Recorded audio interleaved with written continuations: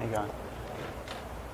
I guess after 4 years of marriage, we had a real problem with our intimacy between each other, between, I guess, us and the way that we communicated and just did life. I guess it was just in all sorts of mess. It was intimacy as in we weren't able to be ourselves. There was no intimacy spiritually, there was no intimacy on an emotional level. There was just nothing. It was just stale and existing. So that was about 4 years into our marriage, and we just thought, what are we doing here? We're not getting fed. I feel lonely. We actually felt really, really lonely. Oh, you felt lonely? Yeah, I felt lonely, and Nigel didn't even realise the problems because we weren't talking. There was just nothing. We were just coexisting. And so there was this massive void in my life, and it did actually make me look to the world and think, what is out there? And, you know, I started to seek attention in the wrong places.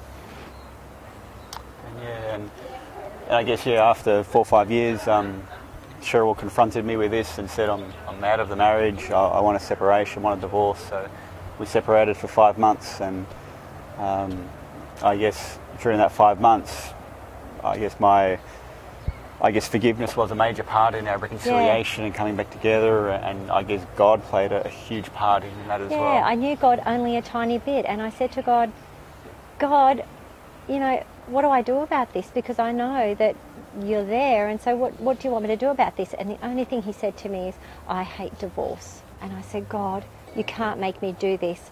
I said, do you know what you're asking me to do? And God said, I hate divorce. And I go, well, I love you, so you've got to help me. So God led us to the Married for Life group. Yeah. And I guess just going through the first Married for Life group, I think we got to about week 3, and all this stuff was just going into our heads, and that was probably as far as all we learnt was up to week 3, because we just had learnt so much in those first 3 weeks. We were finally talking, and it wasn't just doing life. It's like we had a new maturity about our marriage. We were real with each other. We found life with each other, and we've never looked back. Yeah. So good.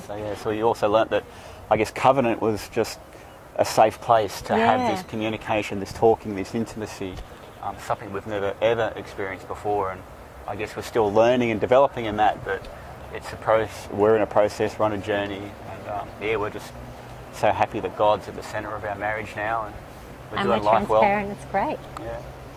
Yeah. So